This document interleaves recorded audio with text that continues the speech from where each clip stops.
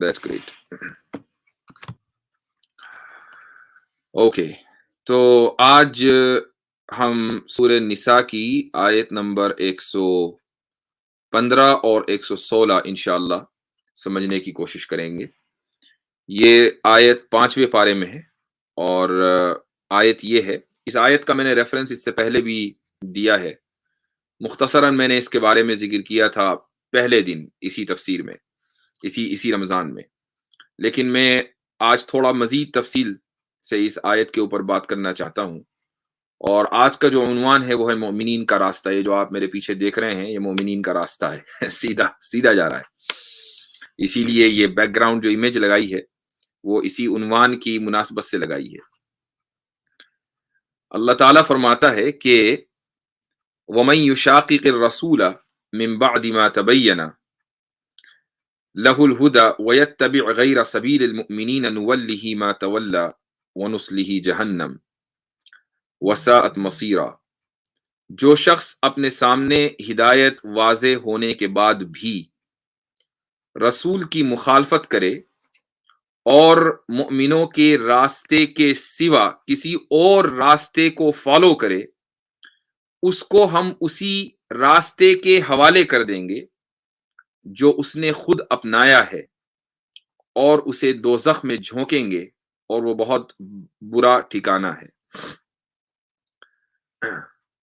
ये है पहली आयत। उसके बाद आगे अल्लाह कहता है इन्नल्लाह ला यगफिरु अन युशरका बिही। अल्लाह इस बात को नहीं बख्शता कि उसके साथ किसी को शरीक ठहराया जाए, कोई उसके साथ पार्टनर ठहराए।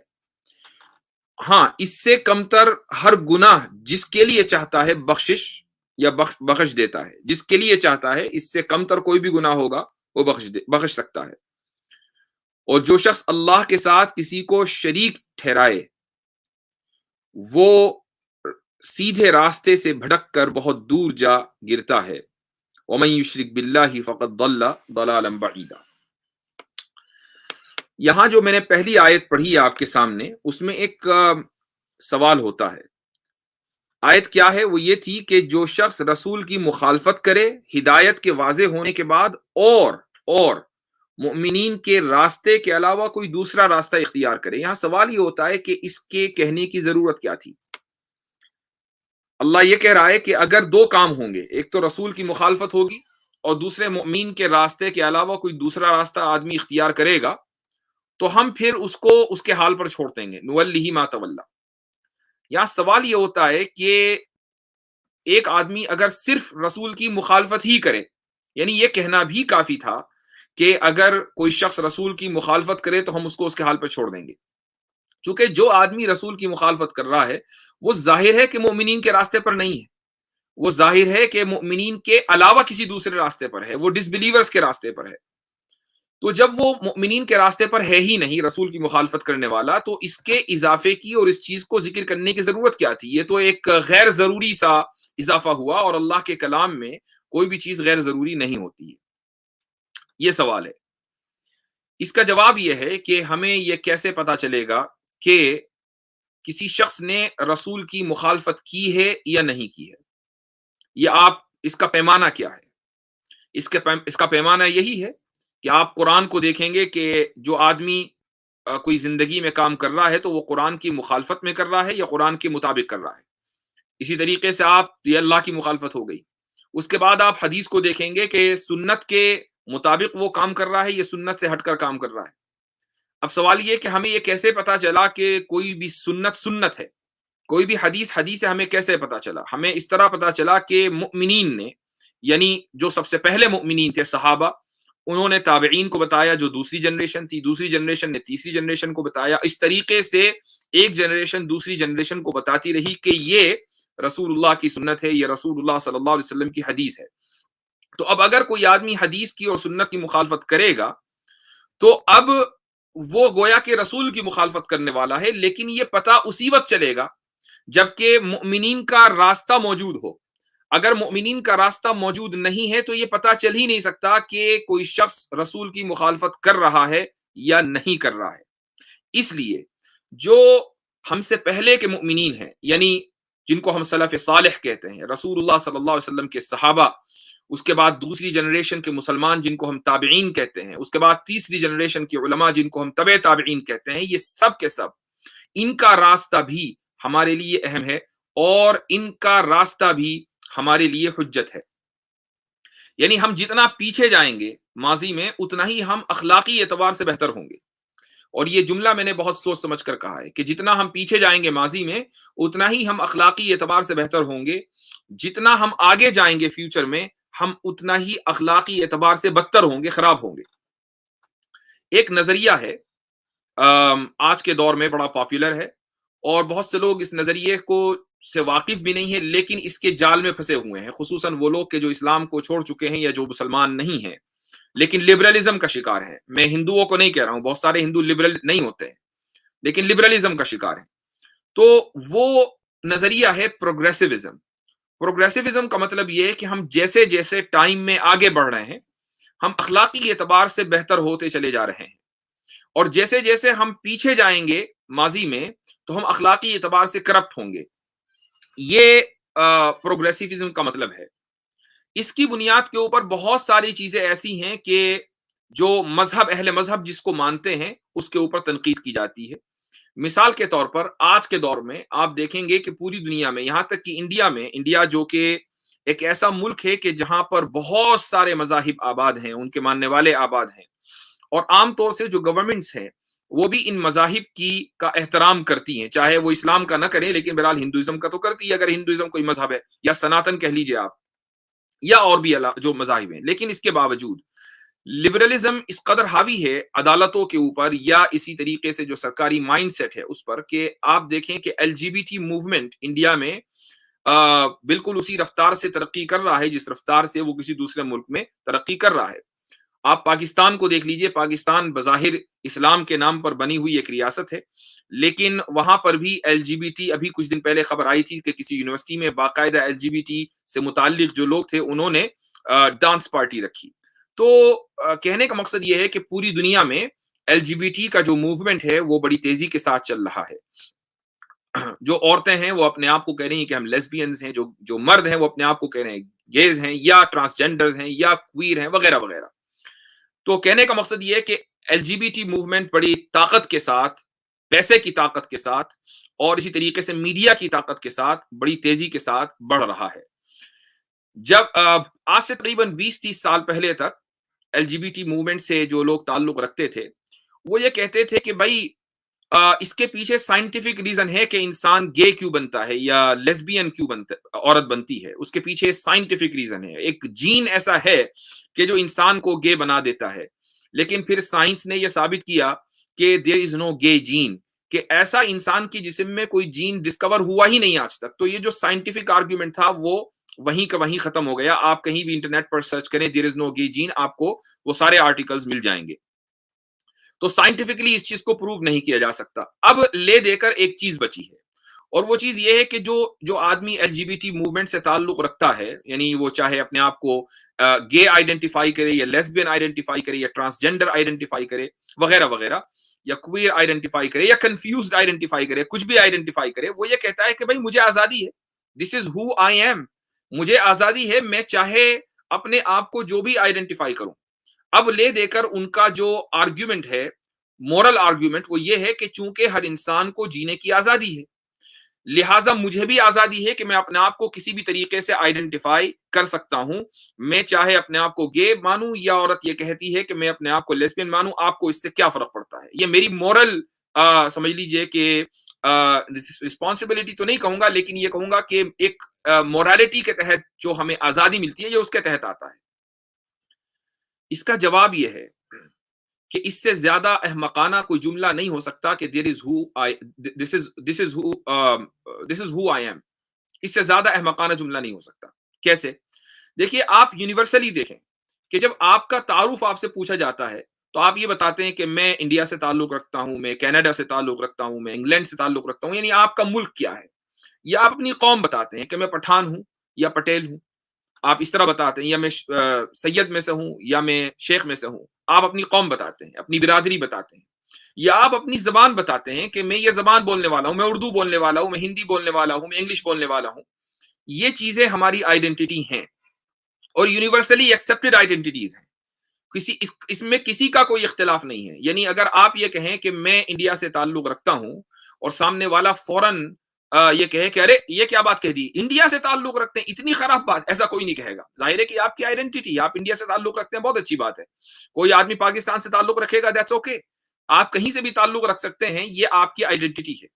لیکن آپ کس کے ساتھ سوتے ہیں یہ آپ کی آئیڈینٹی نہیں ہو سکتی. It doesn't really matter to me. اس سے مجھے فرق نہیں پڑتا کہ آپ کس کے ساتھ سوتے ہیں، آپ مرد کے ساتھ سوتے ہیں کہ عورت کے ساتھ.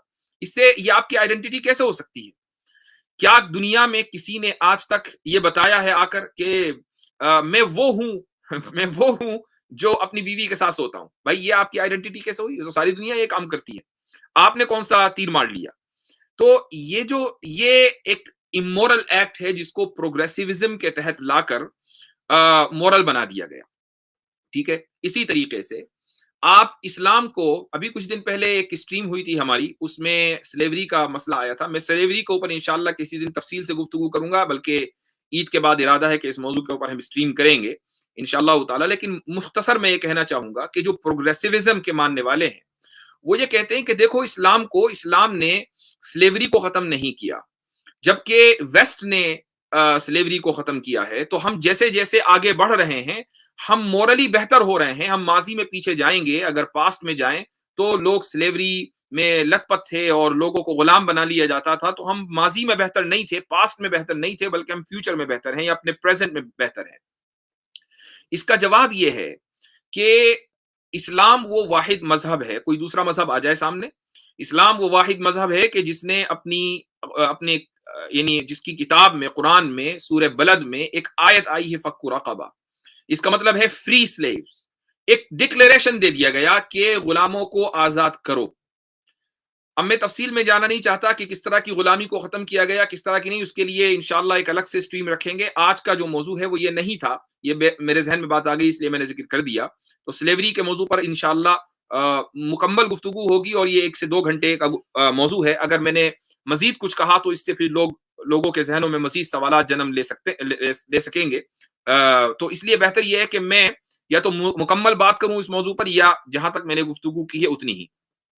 تو میں اسی پر اکتفا کرتا ہوں کہ قرآن نے فک رقبہ کہہ کر یہ اسٹیٹمنٹ دے دیا ہے کہ ریلیز سلیوز، فری سلیوز. کوئی دوسرا مذہب ایسا نہیں ہے. اور آج سے 1400 سال پہلے یہ ڈکلیریشن دیا گیا ہے. امریکہ نے تو یہ ڈکلیریشن 1861 یا 1861 میں دیا تھا، اور اس کے باوجود بھی جن لوگوں کو غلام بنایا گیا تھا جب وہ آزاد ہو گئے تو آج بھی مینٹلی وہ غلام ہیں. میں اس ملک میں رہتا ہوں کہ جہاں پر بلیکس کی ایک بہت بڑی آبادی ہے جن کو ذہنی طور پر آج بھی وائٹس نے غلام بنایا ہوا ہے. اسی کو ہم ریسزم بولتے ہیں. اینی ویز، تو پروگریسیوزم دراصل اخلاق کا پیمانہ ہو نہیں سکتا. کیوں نہیں ہو سکتا؟ اس کی بھی وجہ سن لیجئے. وہ اس لیے نہیں ہو سکتا کہ دیکھیے ماضی میں اگر کوئی واقعہ ہوتا ہے تو آپ آج اس کو بہت آسانی کے ساتھ اینالائز کر سکتے ہیں کہ اس کا کوئی فائدہ ہوا یا اس کا نقصان ہوا. اگر نقصان ہوا ہے تو آپ دوبارہ وہ کام نہیں کریں گے، اور فائدہ ہوا ہے تو آپ دوبارہ وہ کام کریں گے. لیکن اگر کوئی چیز ابھی ہو رہی ہے یا آگے ہوگی تو اس کو آپ 100% صحیح طریقے سے ایکوریسی کے ساتھ اینالائز نہیں کر سکتے. اس وقت اگر آپ کوئی کام کر رہے ہیں تو آپ کو اس کے فائدے کا یا نقصان کا کچھ دن کے بعد پتا چلے گا، یا اگر کوئی کام آپ فیوچر میں کریں گے تو اس کا فائدہ یا اس کا نقصان آپ کو جب پتا چلے گا جب وہ کام ہو چکا ہوگا. یہی وجہ ہے کہ بہت سے لوگ کمپنیز اسٹارٹ کرتے ہیں اور اس کے بعد وہ کمپنیاں فیل ہو جاتی ہیں، چونکہ ان کو پہلے سے پتہ نہیں ہوتا کہ اس کا کیا نقصان ہے اور کیا فائدہ ہے. وہ بعض مرتبہ لک ہو جاتا ہے تو کمپنیاں کامیاب ہو جاتی ہیں، اور بعض مرتبہ لک نہیں ہوتا تو کمپنیاں فیل ہو جاتی ہیں. لیکن جو چیز ماضی میں ہو چکی ہے آپ اس کو بہترین طریقے سے اینالائز کر سکتے ہیں. یہی وجہ ہے کہ ماضی کا جو کام ہے وہ کانکریٹ ہوگا، وہ سالڈ ہوگا، اور فیوچر کا اور جو پریزنٹ کا جو کام ہے وہ سالڈ نہیں ہوگا، اس کے اندر ہمیشہ تبدیلی ہو سکتی ہے. یہی وجہ ہے کہ ہم جب ماضی میں جاتے ہیں رسول اللہ صلی اللہ علیہ وسلم کے دور کی طرح تو ہم اخلاقی اعتبار سے بہتر ہوں گے. ہم اگر آج اپنے آپ کو دیکھیں یا فیوچر میں ہم آگے بڑھیں تو ہم اخلاقی اعتبار سے بہتر ہو، اس کی کوئی گارنٹی نہیں ہے. تو بہرحال کہنے کا مقصد یہ ہے کہ اللہ تعالیٰ نے قرآن کریم میں اس آیت کے اندر وَيَتَّبِعْ غَيْرَ سَبِيلِ الْمُؤْمِنِينَ کہ جو لوگ مؤمنین کے راستے کے علاوہ کوئی دوسرا راستہ اختیار کریں ان کو ہم پھر ان کے حال پر چھوڑ دیتے ہیں، اور وہ ان کا ٹھکانہ جہنم ہے. اب یہ مؤمنین کا جو راستہ، امام شافعی رحمۃ اللہ علیہ فرماتے ہیں کہ اس آیت سے یہ پتہ چلا کہ اجماع حجت ہے۔ اجماع کسے کہتے ہیں؟ انگریزی میں، انگلش میں اجماع کے لفظ آتا ہے کنسنسس، یعنی اگر تمام مسلمان کسی ایک چیز کے اوپر اتفاق کر لیں تو اب وہ چیز شریعت کی بنیاد ہے، یعنی ہم شریعت کے مسائل اس چیز سے اخذ کر سکتے ہیں، اس چیز سے لے سکتے ہیں۔ اس کی بھی دو مثالیں سن لیجئے۔ قرآن کریم میں ایک آیت ہے سورہ نساء میں ہی چوتھے پارے کے آخر میں، حرمت علیکم امہاتکم، لمبی آیت ہے۔ اس آیت میں مختلف رشتے بیان کیے گئے ہیں کہ کون کون سے رشتے ایک انسان کے لیے حرام ہیں، یعنی ایک انسان ان سے شادی نہیں کر سکتا۔ اس میں ماں کا ذکر ہے کہ ماں حرام قرار دے دی گئی، لیکن دادی کا اور نانی کا ذکر نہیں ہے۔ لیکن مسلمانوں کا اس بات پر اجماع ہے، پوری امت کا شروع سے لے کر آخر تک اس بات پر اجماع یعنی کنسنسس ہے کہ جس طریقے سے ماں سے نکاح کرنا حرام ہے، ایسے ہی دادی سے اور نانی سے نکاح کرنا بھی حرام ہے۔ یہی وجہ ہے کہ آج اگر کھڑے ہو کر کوئی یہ کہے کہ نہیں دادی اور نانی سے نکاح کرنا جائز ہے تو وہ شخص اسلام سے باہر نکل جائے گا۔ کیسے؟ اس لیے کہ مؤمنین کا راستہ حجت ہے۔ یہ ہمیں کیسے پتا چلا؟ یہ قرآن سے پتا چلا، اور قرآن کی کسی آیت کا انکار کرنا کفر ہے۔ لہٰذا مؤمنین کے راستے کا، جس پر تمام مؤمنین شروع سے لے کر آخر تک متفق ہوں، اگر کوئی آدمی اس راستے کا انکار کرے گا تو یہ بھی کفر کے تحت آئے گا۔ ایک اور مثال وہ بھی اسی آیت میں ہے، وہ یہ کہ اللہ تعالیٰ نے فرمایا کہ تمہاری بیٹیاں تمہارے اوپر حرام ہیں، یعنی تم اپنی بیٹی سے نکاح نہیں کر سکتے ہو۔ اب اگر کوئی شخص یہ کہے کہ پوتی کا تو ذکر نہیں آیا، نواسی کا ذکر نہیں آیا، تو کیا ان سے نکاح ہو سکتا ہے؟ تو اس کا جواب بھی یہی ہے کہ تمام امت کا اس بات کے اوپر اجماع ہے، کنسنسس ہے کہ بیٹی کے ساتھ جس طرح بیٹی سے نکاح کرنا جائز نہیں ہے، ایسے ہی پوتی سے اور نواسی سے نکاح کرنا بھی جائز نہیں ہے۔ اب اگر کوئی شخص اس کی مخالفت کرے گا تو وہ شخص اسلام سے خارج ہو جائے گا۔ بائی دا وے، کچھ لوگوں کے دماغ میں یہ اٹھ رہا ہوگا کچھ لوگوں کے دماغ میں بعض مرتبہ گیس سی بنتی ہے جب میں اس طرح کے جملے کہتا ہوں۔ وہ گیس یہ بنی ہوگی کہ اچھا بیٹی سے نکاح جائز نہیں ہے، لیکن رسول اللہ صلی اللہ علیہ وسلم نے تو اپنی بہو سے نکاح کر لیا تھا۔ تو اس کے اوپر میری باقاعدہ پوری ایک ویڈیو ہے، پچھلے سال اسی موضوع پر، رمضان میں ہی اسی موضوع پر میں نے تفسیر کی تھی اور یہ ثابت کیا تھا کہ اڈاپٹڈ بیٹے کی جو بیوی ہوتی ہے، سب سے پہلی بات تو یہ کہ اڈاپٹڈ سن نہیں ہے اسلام میں، اور اس کی جو بیوی ہے وہ بہو نہیں ہے، وہ تو ایک اجنبی عورت ہے، لہٰذا اس سے نکاح کرنا بالکل جائز ہے۔ تو اس موضوع پر مکمل 1 گھنٹے کا یا 50 منٹ کی تقریباً میری تفسیر ہے، تو پچھلے سال کی جو پلے لسٹ ہے اس میں جا کر آپ اس کو دیکھ سکتے ہیں۔ تو بہرحال یہ ہے غیر سبیل المؤمنین۔ تو مؤمنین کا راستہ وہ ہے کہ جس پر تمام مؤمنین متفق ہو جائیں۔ اب تمام مؤمنین جس چیز پر متفق ہیں وہ مؤمنین کا راستہ ہے، اور جس چیز پر متفق نہیں ہے وہ مؤمنین کا راستہ نہیں ہے۔ مثال کے طور پر اگلی آیت اللہ تعالیٰ فرماتا ہے، اگلی ہی آیت میں، ان اللہ لا یغفر ان یشرک بہ، کہ اللہ تعالیٰ اس بات کو معاف نہیں کرے گا کہ اس کے ساتھ شریک ٹھہرایا جائے۔ شرک کسے کہتے ہیں؟ میری اسٹریم میں چونکہ بہت سے غیر مسلم بھی آتے ہیں تو میں اس مناسبت سے اس موضوع پر بھی مختصراً گفتگو کرنا چاہوں گا۔ شرک کس کو کہتے ہیں؟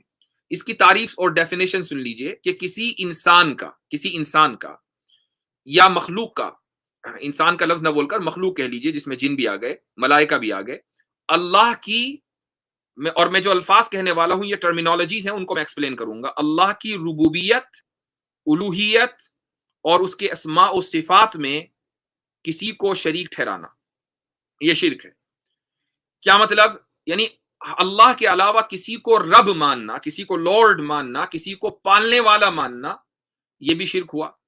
اسی طریقے سے الوہیت، یعنی اللہ کے علاوہ کسی کو قابل عبادت ماننا، کہ جس طرح اللہ کی عبادت ہو سکتی ہے ایسے ہی کرشنا کی عبادت ہو سکتی ہے، جس طرح خدا کی عبادت، ایشور کی عبادت ہو سکتی ہے ایسے ہی رام جی کی عبادت ہو سکتی ہے، یہ بھی شرک ہے۔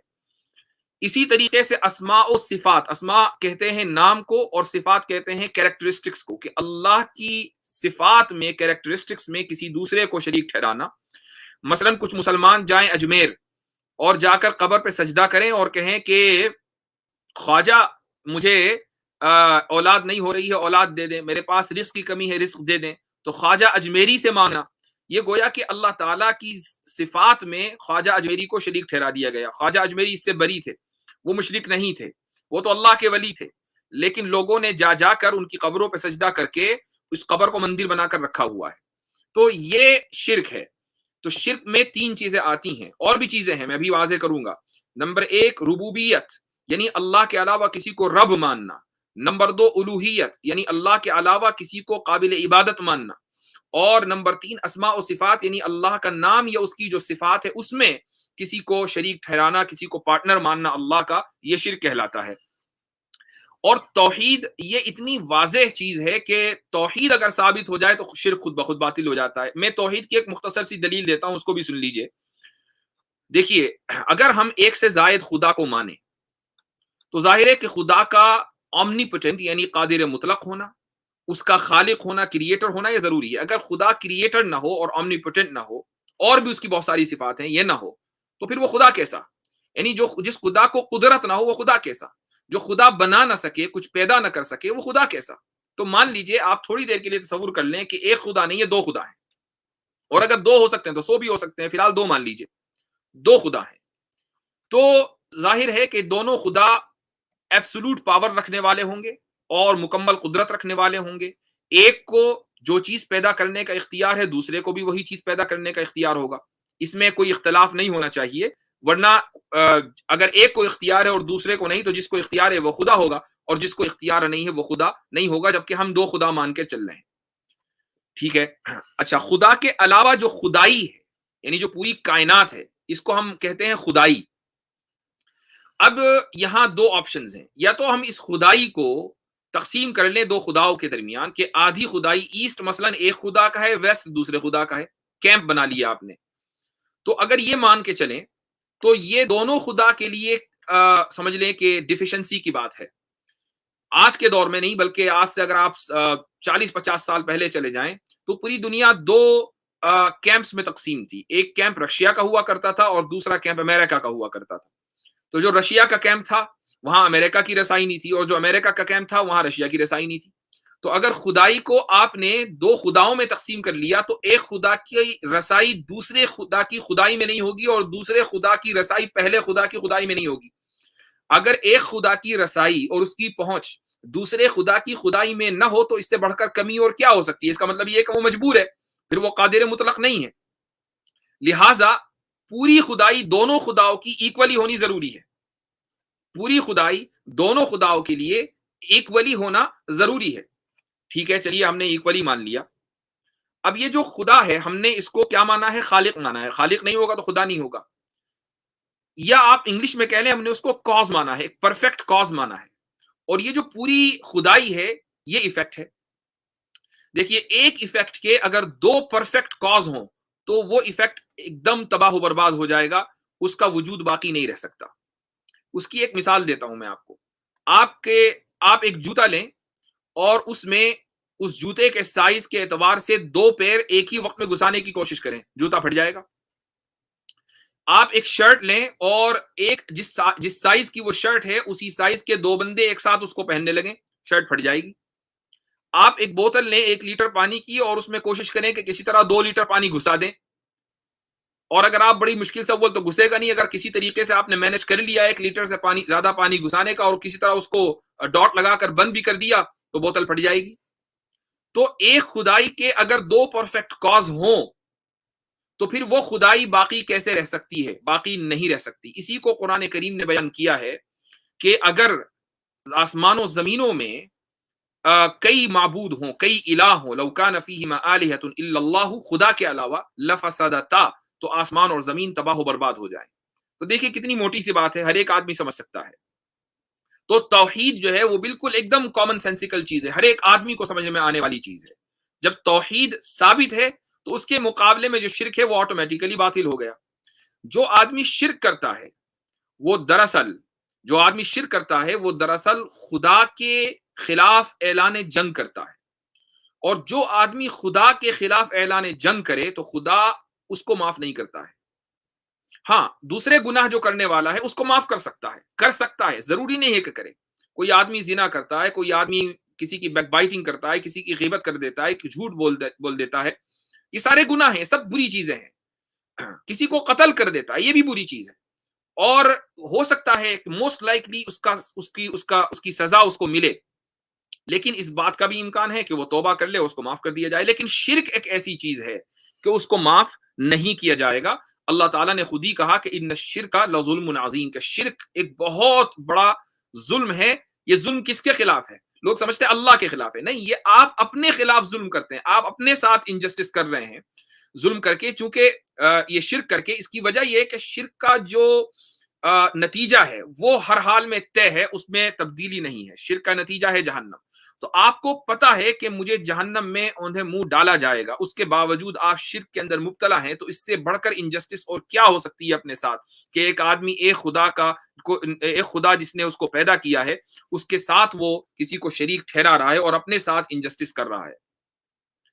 تو یہ جو میں نے آپ کو چند چیزیں قسمیں بتائی ہیں شرک کی، اس کو کہا جاتا ہے شرک اکبر۔ اگر کوئی آدمی شرک اکبر میں مبتلا ہے، شرک اکبر کا کس کو کہتے ہیں؟ یعنی اللہ کے علاوہ کسی کو رب ٹھہرانا، اللہ کے علاوہ کسی کو معبود ماننا، قابل عبادت ماننا، ورتھی آف ورشپ ماننا، اسی طرح اللہ کی کسی صفت میں کسی کو شریک ٹھہرانا، مثلا یہ کہنا کہ فلاں جو بزرگ ہیں وہ رزاق ہیں، وہ رزق دینے والے ہیں، فلاں جو بزرگ ہیں وہ اولاد دینے والے ہیں، یہ خدا کی صفت میں شریک ٹھہرانا ہوا۔ یہ تینوں کے تینوں شرک جلی یعنی میجر پولیتھیسٹک آئیڈیالوجیز ہیں، اور خدا اللہ تعالیٰ نے جو کہا ان اللہ لا یغفر ان یشرک بہ، اس آیت کے تحت داخل ہیں۔ تو جو آدمی بھی اس طرح کے شرک میں مبتلا ہوگا اس کی مغفرت ہونے والی نہیں ہے، الا یہ کہ وہ ایمان لے آئے اللہ کے اوپر اور اللہ کی وحدانیت کے اوپر مرنے سے پہلے۔ تو اس کا مطلب یہ ہے کہ جتنے لوگ میری بات سن رہے ہیں اگر وہ اس شرک میں مبتلا ہیں تو ان کے پاس ٹائم ہے، آنکھ بند ہونے سے پہلے پہلے وہ ایمان لے آئے تو ان کا جو شرک کا گناہ ہے وہ دھل جائے گا، چونکہ اب وہ شرک سے دستبردار ہو گئے۔ ایک اور شرک کی قسم ہے، وہ ہے شرک اصغر، یعنی مائنر پولیتھیزم۔ یہ شرک اصغر کیا ہے؟ شرک اصغر کی ایک مثال ہے، یعنی چھوٹا شرک، اس کی مثال ہے کہ مثلا آپ کوئی عبادت کریں لیکن اس کا مقصد ہو لوگوں کو بتانا۔ آپ نے مثلا لمبے لمبے سجدے ہو رہے ہیں، لمبی لمبی نفلیں پڑھی جا رہی ہیں تاکہ لوگ کہیں کہ ارے بھائی کیا زبردست نمازی صاحب ہیں، دن رات بڑی لمبی لمبی نمازیں پڑھتے ہیں ماشاء اللہ، اور یہ سارے کام آپ جا کر پبلک میں کرتے ہیں، تو یہ ریاکاری ہے، یہ شو آف ہے۔ اگر عبادت تو ہوتی ہے اللہ کے لیے اور آپ یہ عبادت کر رہے ہیں پبلک کے لیے، تو آپ نے اللہ کو دکھانے کے بجائے پبلک کو دکھایا، یہ ہے شرک اصغر۔ قرآن کریم میں اس کا ذکر کیا گیا ہے، سورہ کہف کی آخری آیت ہے وَلَا يُشْرِكْ بِعِبَادَةِ رَبِّهِ أَحَدًا، کہ وہ اپنے رب کی عبادت میں کسی کو شریک نہیں ٹھہراتا، یعنی کر تو رہا ہے اپنے رب کے لیے عبادت لیکن دکھا رہا ہے دوسرے کو، پبلک کو، تو یہ ہے شرک اصغر۔ یہ جو آیت میں نے پڑھی ہے ان اللہ لا یغفر ان یشرک بہ، یہ اس کے تحت نہیں آتا، یعنی شرک اصغر گناہ ہے اور بہت بڑا گناہ ہے، لیکن اگر ایک انسان توبہ کر لے اور اپنے آپ کو سدھار لے تو اس گناہ کو معاف کر دیا جاتا ہے۔ لیکن شرک اکبر وہ گناہ ہے کہ اگر اسی کے اوپر آنکھ بند ہو گئی تو پھر جہنم ہی ٹھکانہ ہے، اس میں معافی ملنے والی نہیں ہے۔ شرک اصغر میں امکان ہے کہ معافی مل جائے۔ اسی طریقے سے شرک اصغر کی ایک اور مثال ہے، وہ ہے غیر اللہ کی قسم کھانا، یعنی اللہ کے علاوہ کسی اور کی قسم کھانا۔ مثلا آپ اپنے ماں باپ کی قسم کھائیں، آپ اپنی اولاد کی قسم کھائیں، آپ کسی دوسرے کے سر کی قسم کھائیں، تیرے سر کی قسم، بہت سی جگہ پر اس چیز کا رواج ہے، یہ شرک اصغر ہے، یہ مائنر شرک ہے۔ اور اس کی وجہ یہ ہے کہ قسم ہوتی ہے، جس چیز کی قسم کھائی جاتی ہے وہ دراصل آپ اس کی تعظیم بیان کر رہے ہیں، اس کی عظمت بیان کر رہے ہیں۔ عظمت تو صرف اللہ کی بیان ہونی چاہیے، غیر اللہ کی نہیں۔ تو آپ جب غیر اللہ کی قسم کھاتے ہیں تو آپ گویا کہ اس غیر اللہ کی بھی اتنی ہی عظمت بیان کر رہے ہیں جتنی کی عظمت اللہ سبحانہ و تعالیٰ کی بیان ہونی چاہیے، اس لیے یہ مائنر شرک میں آتا ہے۔ لیکن یہاں ایک سوال ہوتا ہے، اور اس سوال کے اوپر میں آج کی تفسیر ختم کروں گا۔ وہ سوال یہ ہوتا ہے کہ بھائی چلو ٹھیک ہے، اگر غیر اللہ کی قسم کھانا واقعی شرک میں آتا ہے تو پھر اللہ نے قسم کیوں کھائی ہے؟ جگہ جگہ اللہ قرآن میں غیر اللہ کی قسم کھاتا ہے۔ اللہ کہتا ہے والتین والزیتون وطور سینین، تین یعنی انجیر کی قسم، اسی طریقے سے لا اقسم بہذا البلد، اس شہر کی قسم، اور جگہ جگہ بہت سی قسمیں کھائی ہیں۔ تو نہ تو شہر اللہ ہے، نہ انجیر اللہ ہے، نہ کوہ طور اللہ ہے، تو کوہ طور کی بھی قسم کھائی گئی ہے، انجیر کی بھی قسم کھائی گئی ہے، اور اسی طریقے سے ماؤنٹ سینا کی قسم کھائی گئی ہے۔ تو ایسا اللہ نے کیوں کیا؟ اگر غیر اللہ کی قسم کھانا شرک ہے تو اللہ کیوں قسم کھا رہا ہے؟